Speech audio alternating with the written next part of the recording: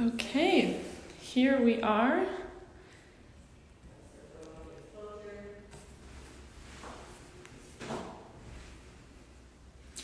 Okay, so I'm going to give everyone a second to join on here, but my name is Katie Malloy. I am a runway curator and model for Fashion Week Studio, and today we're going to be interviewing Shawne Jacobs. She's the creative director of Barge. She's such a powerhouse. Like, I was doing some research on here. She's an amazing woman. What she's also done with that company is very amazing, so I've been looking forward to this interview, so I'm going to bring her on. All right. This moment of anticipation. All right.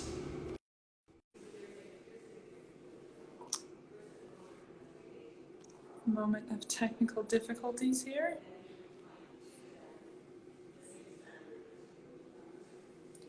All right. Hey, Shawne. Hi, Katie. How are you? Good. How are you? Good. Thank you. Thanks for having me. Yes, I've been very excited for this interview. Like I was kind of saying, I did a little bit of research and I was like, whoa, I feel like I'm gonna talk to someone who has a lot of insight today. So I've been. Well, thanks. Yeah, for sure. How is it over there, by the way? I think you're in Atlanta. We're in Atlanta, Georgia. So our state decided to, kind of start opening things back up. I want to say maybe about 2 weeks ago. Mm-hmm. So, we're starting to see things loosen up a bit, but, people are still hesitant here. Definitely, don't have my mask on today, but our offices opened back up just last week. And so, Wow. we're trying to do teams right now where half our team comes in a couple days and then the other half comes in on the off days, just to still kind of socially, distant and keep everybody safe. And so. Wow, that's great. Oh my gosh. So you guys are I remember Lexi was telling me that you've been busy, you've been nonstop, going. We have been nonstop through this whole process. I feel like in the beginning for us, it was just making sure that our brides were getting their retail dresses, the brides that had weddings in March, April, May, even though, now pretty much all of those weddings have been postponed, or brides decided to have a smaller, what we're calling a mini moni, and then having a reception later. So that was our, main focus, was let's get these brides their dresses so they don't have to worry about that part. There's so many things that girls are having to, that are getting married that they're having to worry about right now. So we did not want to be one of those. Right. Yeah.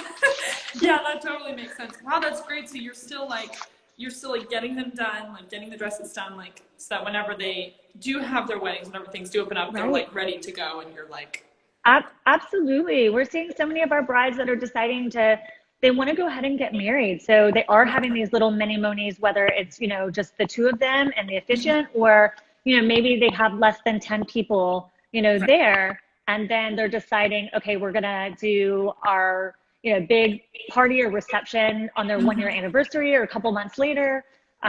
So yeah. Wow. That's great. It's nice. It's that's how you really know, they're really in love. They want to be married. Whether you do a big one later or now, it's nice when it's you know what, we're just going to do it. I'm sure they've been waiting for that day for so long. It's they have been waiting for it. And, there's a saying going around in our industry that love is not canceled. And that's so true. Everything that's going on with this virus, it's not canceled, and you can still, have that wedding. It may not look like what you originally planned, but you're still getting to marry, the guy that you've been, wanting to marry from day one. So yeah. Oh, it's so true. I love that. Well, I'm super happy to hear that. I'm super happy. I didn't doubt it at all. I kind of was I bet they just keep going, not stopping, keep moving, keep producing, Nice. So, yeah. It isn't too surprising, I'll say, basically. Not for us. I feel like that's how we work around here in general, and then also just thinking, okay, because of all this, what, how can we change our business model, going forward, into the future? What does our new normal look like? So there's been a lot of business strategy in that regard as well. Wow, I love it. I mean, it's great. Whatever you're doing, just keep doing it. I'm the Well, same. thanks. Yeah. I have an awesome team. Yeah. You know what's funny is this is the last thing I'll say because I noticed it, but I was even chatting with Lexi a little bit, and Yes. she was like, yeah, the team there. She was saying like the team is so like dependable and such a strong knit team, and like, and I just love that. I was like, oh my gosh, it was very cool. Like just the way she was talking about it, I was like, oh, I can tell, you guys are like a little family over there. We are. We're 14 people internally here in the US. Mm-hmm. And most of, my employees have been, with us, 10 plus years. So I think it's a great working environment. I think we all respect one another, but I couldn't do, what I do without them. So I'm very grateful to each and every one of them. I love that. Super, super cool. I love it. Great team behind you. Thank you. Yeah, so let's get to it. So tell us Yeah. about yourself, like where you're from, like give us the kind of Sure. here. So I've been in Atlanta now for I guess like 21 years, but I grew up in Louisville, Kentucky, and I made it down to Georgia for fashion design school. So after high school, I did college cheerleading and went to the University of Louisville and studied architecture. That's where I originally thought my heart was. I was Right. always drawing and sketching from a young age, and of course, like making at the age of like 5 and 8, little clothes for Barbie dolls or my Right. dolls or whatever. So I had an interest in fashion, but that's at that point in time, that's not where I thought I wanted a career in. Right. So first 2 years at the University of Louisville, and decided after an internship that wasn't exactly what I wanted to do. Did a little bit of soul searching through the process, and really kind of funny story, back when, I was flipping through 17 magazine, when that was still around. And I remember seeing an ad for Parsons up in New York. And it just, my wheels started turning, and I was like, wow, I think this is something that I really want to pursue, or at least try it out. Right. And sadly, my dream was kind of crushed. Being from Kentucky in a small town, my parents were like, absolutely not. You're not going to move to New York City by yourself. So my mom and I started looking around at other schools. We found a school in Atlanta, Georgia, and I think they felt more comfortable. So we, came here to check out the school, and that's kind of where it all started. I went to school down here in Atlanta and graduated with a fashion design and marketing degree. Wow. And then after college, took a little bit of time off to travel, and came back, and there was a designer named Barge that was hiring in her shipping and receiving department, part-time, 3 days a week. And so I wanted to find something in my field. I never thought, it would be in bridal. I loved evening wear and I love swimwear, which are completely the whole different animals in terms of design and fabric and everything. But, at that time, there weren't many design, opportunities or even design houses in Atlanta. It's obviously, Spanx is here now, and Sid Mashburn, there's other companies, but back then it was very far and few between. So I went on the interview and got hired, and then slowly, I started out in shipping, receiving, and then just worked my way up through the company through my 20s. And just really lucky to be able to, the company was really small when I started. It was only 2 years old. We just celebrated our 20th year anniversary, and was able to kind of, dabble in all different aspects while, as an assistant designer under Anne, but also, helping with advertising and marketing and, production and sales. And so, yeah, just, Wow. And now we're here today. My husband and I bought Anne's company in 2014 when she was looking to retire and kind of take some, sit back for a little bit. And, and yeah, so now several years later. Wow. That's amazing. I was reading a little about that, and I was like, wow, like, did you know, were you thinking like, I'm going to buy this company one day when you started? Or, like, where were, like, not at the beginning. No.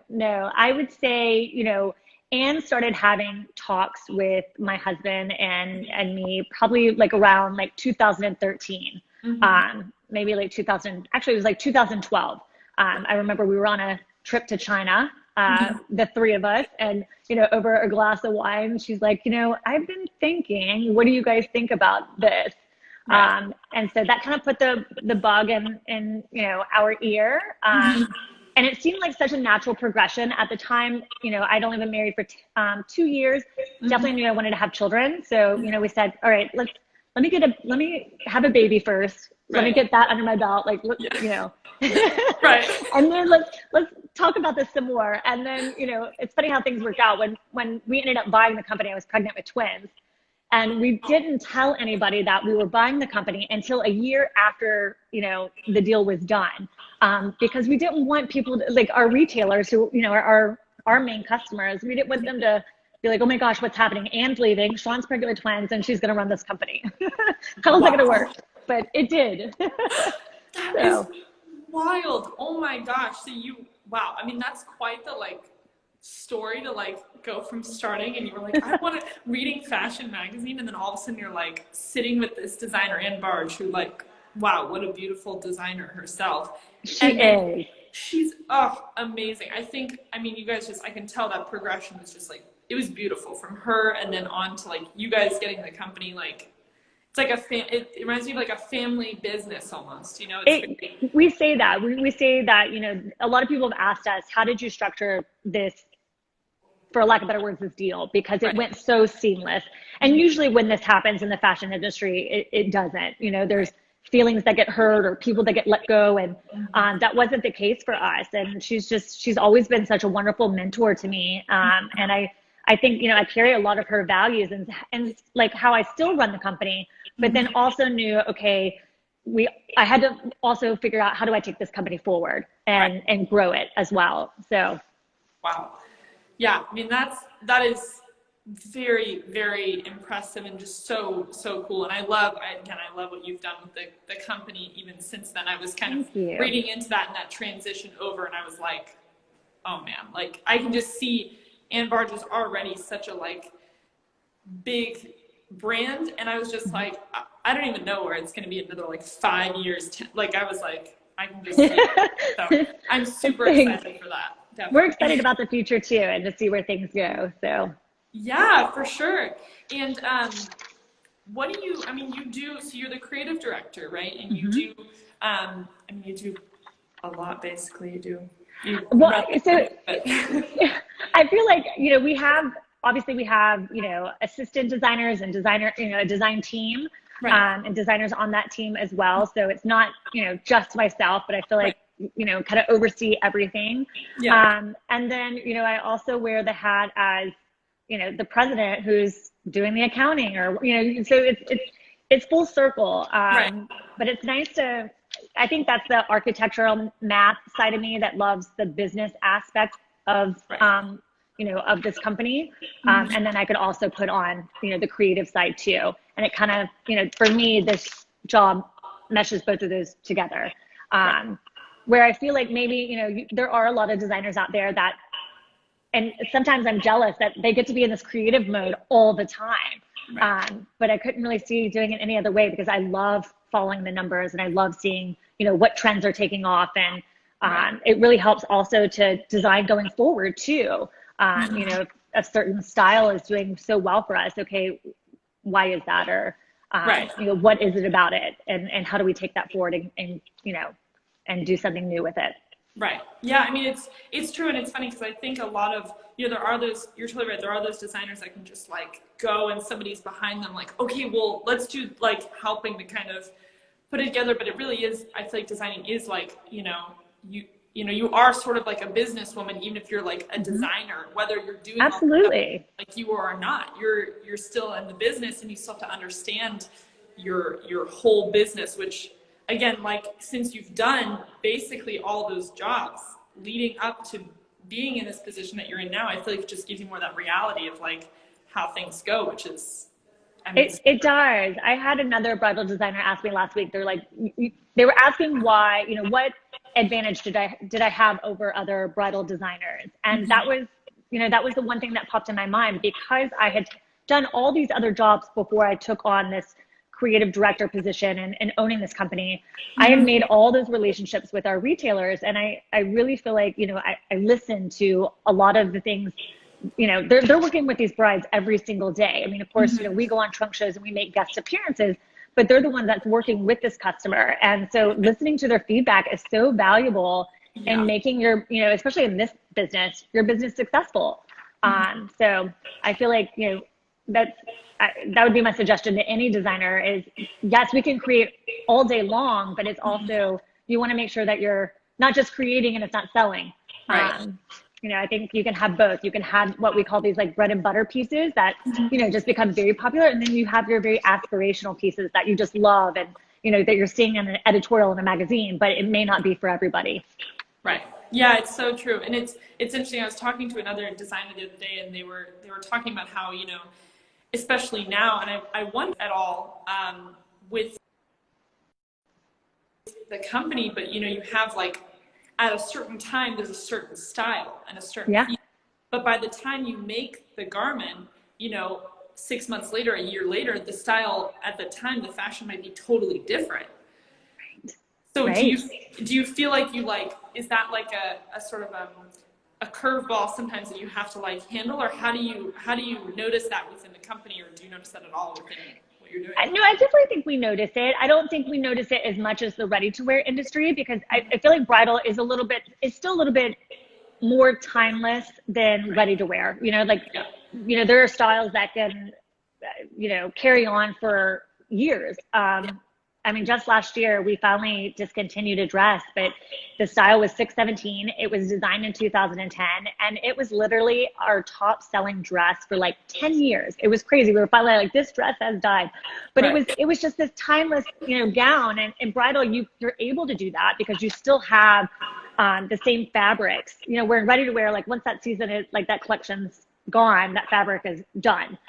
It's, you know, it's hard to go back. But we do see trends that pop up through the year, whether it's in between collections or maybe it's a month before bridal market and our collection's already done and we're like, oh my gosh, this is happening right now. You know, whether it's in ready to wear and you don't want to miss that trend. And so maybe it's like you make some slight changes, or we design accessories, you know, to go with the gown. Right now we like to do a lot of versatile pieces. So maybe you have the dress as your, you know, silhouette, but then we have designed like 3 different outfit changes with that dress that maybe meet those trends. But underneath of it, you have your, you know, your timeless, classic, beautiful gown. But then with these accessories, you can wear one for the ceremony, take it off, put something else on, change it up for the reception, and, you know, and still have that fashion forward look. Yeah, no, I mean, that totally makes sense. And I mean, it's just very interesting. I love learning more about, I mean, obviously I do modeling, and I love learning about, from the designer's point of view, like what happens kind of behind the scenes and what they have to, you know, not necessarily what they run into, but things that they have to like know how to handle and how they can like, you know, move through that and create. And I just think it's like a lovely process. And I mean, it's funny, as I'm talking to designers more, I'm like, maybe I should like do some design myself. Like, you know, like, we all work very well under pressure. I think you have to in this business. And I'm sure, like, you know, with you being a model, you've probably seen how chaotic it can be backstage, behind the scenes, you know, in front of that wall, everybody watching, they can't tell what's going on, but behind it's like stuff is throwing, and sometimes a model will be getting ready to walk out and you'll look at her before she goes out and you're like, no, that doesn't look right. And you just grab something quickly, you know, tie it on. You're like, okay, there it is. And it was a split-second decision. Oh, it's so true. You never know when like you're wearing something and you're like, oh my gosh, the dress is like, it's the tiniest bit too long. And you'll see how maybe one designer's like, okay, and they like fix it really fast, they pin it up. Or another one will just like rip the bottom off and be like, go. And you're like, what? What just happened? Okay. Like, just are head you down. sure? And they're like, this is my dress, it's fine. And I'm like, okay, I guess here I go, you know? So it's, anyways, I mean, I feel like the fashion world in general is just it's fun, it's creative, I love it. I'll never get bored of it. I feel like, I'm sure you feel the same. I do, because every year is different. I feel like, you know, every season's different. And, you know, we're always trying to figure out, okay, how do we make that next collection different from the last one or from the year before? Or, you know, with us, we're pretty much working with a certain color palette for bridal. You know, obviously we do a lot with like blushes, and, you know, like 2 seasons ago, we introduced like a steel blue. And so it's fun doing little things like that, you know, just to kind of, you know, change things a bit. But, you know, so for us, it has to do a lot with like the fabrics and the texture and the beading and the lace. And, So. Right. Yeah, no, that totally makes sense. And have you ever had like a like crazy color? Like have you ever had like a bright, have you done anything like that before? I'm trying to think if we have on the runway. I mean, we've definitely done different like pink hues, like different blushes and taupes. And I think that, honestly, the most craziest for us, I think, was that steel blue. Obviously like Vera Wang in the past, like, last 10 years, she would do like the entire collection in red or the entire collection in black, which it was stunning because it was just stunning to see something different than just all white. When Anne owned the company, I remember we did a black and white story, and literally we had, white dresses with black Alençon lace, and it was so beautiful. Just gave it that pop. Stores didn't necessarily order the dresses that way, but it was just nice to show them that way on the runway. Yeah, oh, I can imagine. I mean, that is like, I feel like I have seen that before, the kind of white and the black, and it's striking. It is striking. Cool, but it's definitely, I don't know, everyone has their different stuff. Some people like the bright, some people want like a black dress, and then there you go. Right, and there's, we've never showed it on the runway this way, but we have had brides, especially Asian brides, wear dresses in red, Chinese brides, that they want, their wedding dress in red, and we've done that for them. So, which is nice to be able to accommodate, that for them. Yeah. Oh, totally. I mean, yeah, and I bet that is just gorgeous in itself. That red, and especially with their like complexion and everything, is just like. You can't go wrong with red. It's one of my favorite colors. Yeah, for sure. So now you also, I mean, along with doing everything you're doing with Anne Barge, you're also like a philanthropist. I feel like you support a lot of therapies, charities, and I was kind of looking at that, and I really admire that. Could you tell us a little bit more about that, the charities you support and whatnot? Well, one that's really dear to my husband and I's heart is CARE.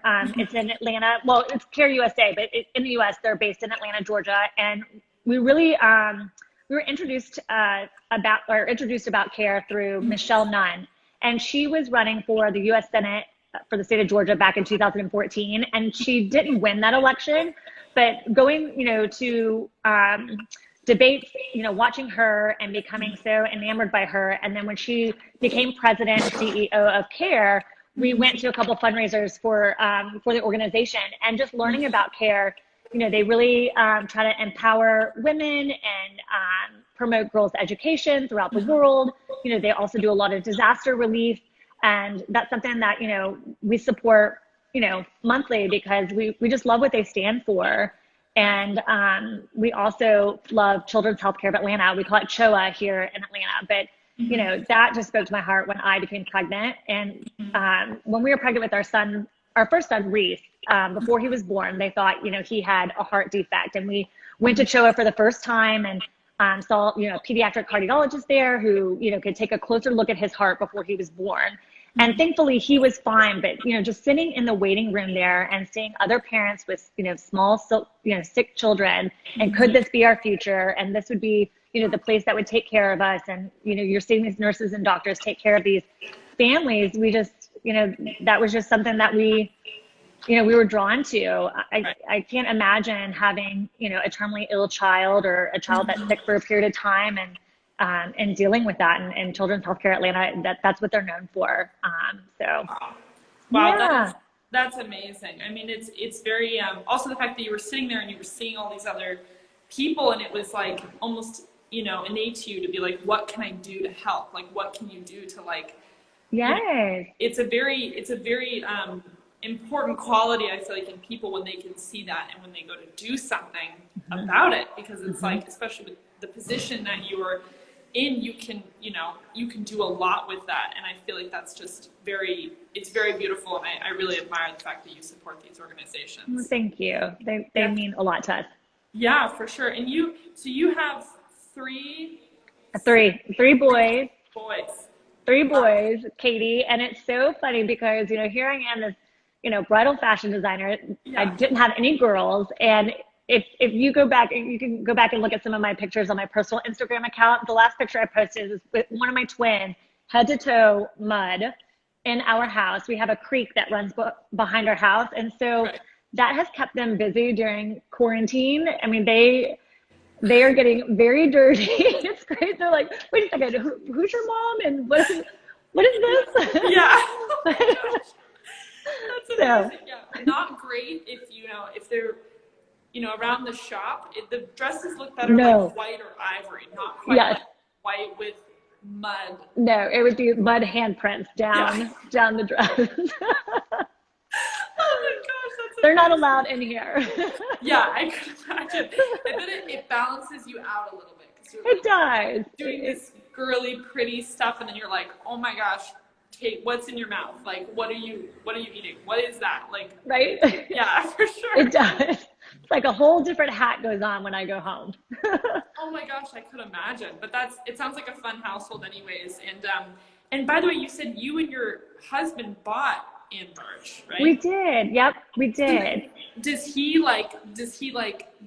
design or do anything a part of like Barge? Design, but. He definitely has his opinions. He'll definitely tell us what he loves or what he doesn't. He has a strong opinion about models, which is hilarious. But he's our CFO of Barge, and my husband has just such an entrepreneurial spirit and background. He started his first company at 18 years old. And, I think that also was a reason why Anne felt so comfortable with the two of us together, just with my whole background with her and designing and then also my husband's background in running the two other companies that he runs, besides helping me with Barge. And so. Wow, that's great. I mean, and what a great team. And I'm sure you guys have, obviously he is doing his other companies, but I'm sure as a team, it's very fun for you guys to be able to like work together and have this sort of like company together and whatnot. It is. People ask all the time, I'm in our office now, but our desks face each other. Oh yeah. So no, we don't work every day together, but they're like, how do you work with your husband every day? But it's nice to have a partner that, if you're having a rough day or you're stressed about something and that they understand your business or, what you're going through, and that they can be your sounding board and kind of talk it through with you. So I'm so lucky to have that partnership. Oh, that's so great. And I don't know. That's impressive that you're able to get work done. I feel like if I was across from my boyfriend, I would literally be like over the computer, like, what are you doing? Hey, should we go get lunch now? And he's like, what are you? And I'm like, I'm sorry, I'm gonna work. You're just very distracting, Exactly. Yeah. So then, but that's super. I love it. That's super fun, and I love the whole like dynamic that you guys have. Are you working on any new collections right now, like during this whole time? We are. So we were working on our spring 2021 collection back in March, and when we were trying to figure out, as it's called the Bridal Council. So it's an organization that a lot of designers belong to in the bridal industry. And we were deciding whether we were going to go to New York and show in New York or were we going to have a virtual fashion show and a virtual market.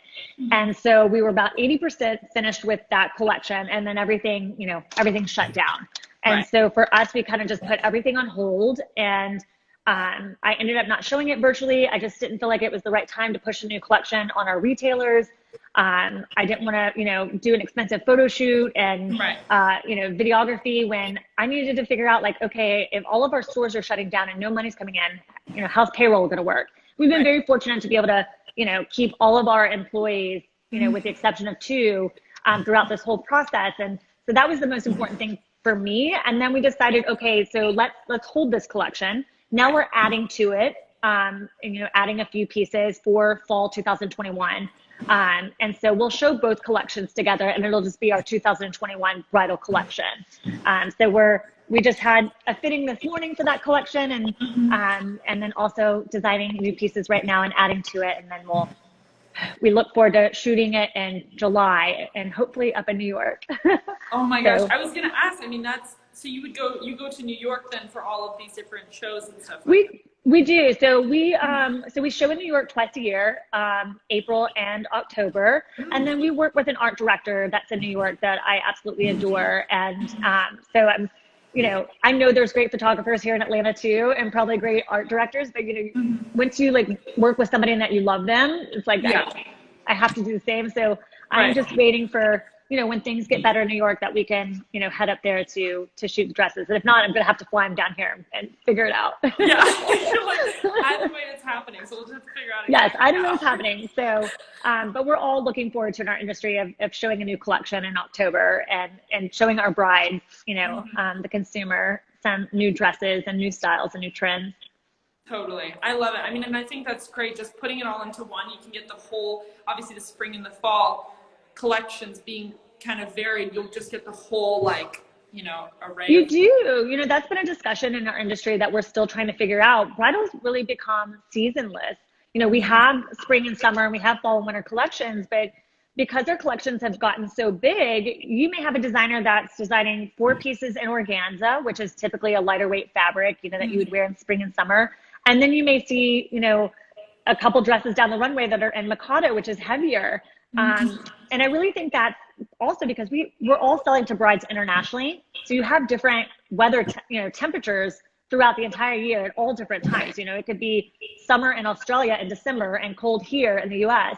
And we're selling to both those brides. So you want to be able to have dresses for both of those customers.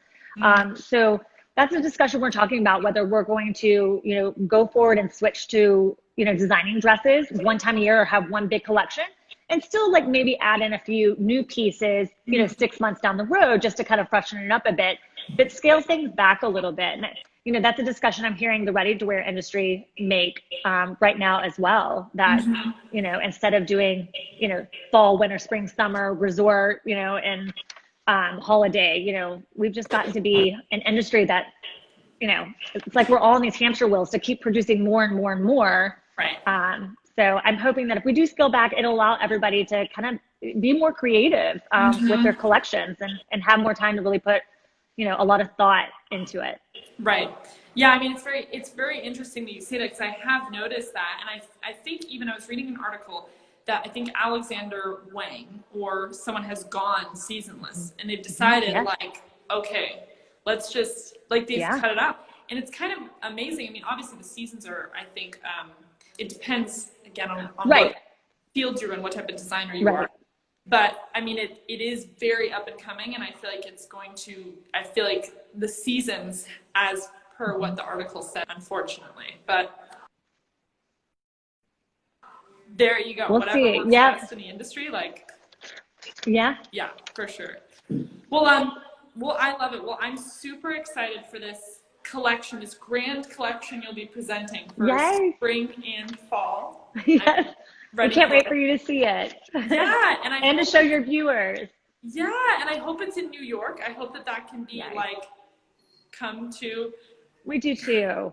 Yes, for sure. I apologize. My cat just jumped up on my lap, and so No worries. So cute. I got slightly distracted, but anyways, but I just want to say this was a very insightful interview. It's been great talking to you, and I really appreciate you telling us a bit more about behind the scenes with Barge, with yourself, and kind of how you do it all. So if anybody here is not following, go follow Barge and check out the gowns are just I mean, I'm definitely using some of the inspiration for my future dress whenever I. Yeah. Okay. Yeah, so, we'll be in touch. Yeah, absolutely. Yeah. We would love to design something for you. Yeah, for sure. And so anyway, again, it was great. Thank you for being here and being a part of this. And I hope you have a great rest of your week and your fittings and everything that's going on over there. Thank you. Thank you so much, Katie. We hope to see you in New York. Yeah, Bye. For sure. Bye.